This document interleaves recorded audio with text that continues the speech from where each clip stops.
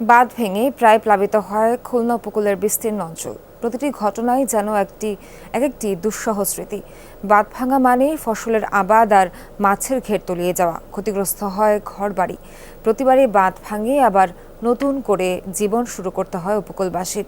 বেঁচে থাকার এই লড়াই যেন শেষ হওয়ার নয়, অথচ প্রতি বছরই কোটি কোটি টাকা খরচ হয় বেড়িবাঁধ সংরক্ষণে। বিশেষজ্ঞদের মতে দুর্নীতির কারণে সুফল পাচ্ছে না ক্ষতিগ্রস্তরা। স্যান্ডেলিনা সো, রূপচর্চায় আভিজাত্য। বাঁধ ভেঙে লোকালয়ে ঢুকছে জোয়ারের পানি।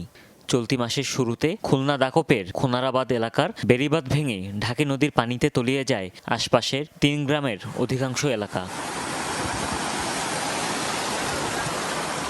ভরা জোয়ারে বাঁধ ভেঙে বিস্তীর্ণ অঞ্চল প্লাবিত হওয়ার এমন দৃশ্যের সাথে উপকূলবাসীর পরিচয় দীর্ঘদিনের। অগাস্টেই ভদ্রা নদীর পানির তোড়ে ক্ষতিগ্রস্ত হয় কালীনগর বাঁধ। এর আগে কয়েক দফায় ঘূর্ণিঝড়ে কয়রা, পাইকগাছা, দাকপের অন্তত 10টি পয়েন্টে বন্যা নিয়ন্ত্রণ ও ফসল রক্ষা বাঁধে ভাঙন দেখা দেয়। ধান তো 30 বিঘা জমি করেছি, তার সব বাড়িয়ে গেছে। নেড্ডে ঘিরে রাইছেন মাস শাক ছিল ঘিরে, তা বারোই আছে কি নেই তা বলতে পারিনি। প্রতিবারই প্লাবনে ভেসে যায় চিংড়ির ঘের আর ঘরবাড়ি। এতে জানমালের ব্যাপক ক্ষয়ক্ষতি উপকূলীয় এলাকার মানুষের। গত 5 বছরে অন্তত 5 বার ভাঙছে এখানে, কিন্তু ওনারা কোনো টেকসই বাঁধের জন্য পানি উন্নয়ন বোর্ডের কোনো ভূমিকা আমরা এই অঞ্চলে দেখি নাই। আগে থেকে ব্যবস্থা নেয় তাহলে তো স্বেচ্ছাশ্রম পায় না, ওদের টাকা দিয়ে শ্রম কিনতে হয়। তারা মাথাই করে না যে এটা এলাকার মানুষ ভোগান্তিতে আছে। পানি উন্নয়ন বোর্ডের হিসেবে গত 10 বছরে শুধু বাঁধ সংরক্ষণেই খুলনায় ব্যয় হয়েছে অর্ধশত কোটি টাকার বেশি। তারপরও টেকসই বাঁধ পায়নি এ অঞ্চলের মানুষ।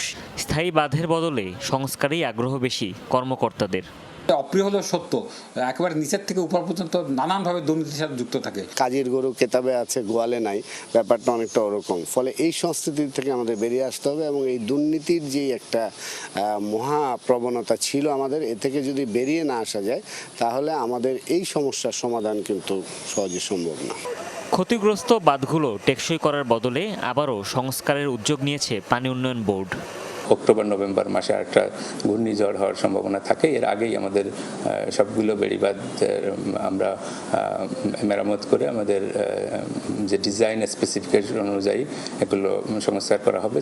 খুলনা উপকূল জুড়ে 630 কিলোমিটার বেড়িবাঁধ রয়েছে। এই এলাকা জুড়ে প্রায় 7.5 লাখ মানুষের বসবাস। হুমায়ুন রশিদ, যমুনা নিউজ।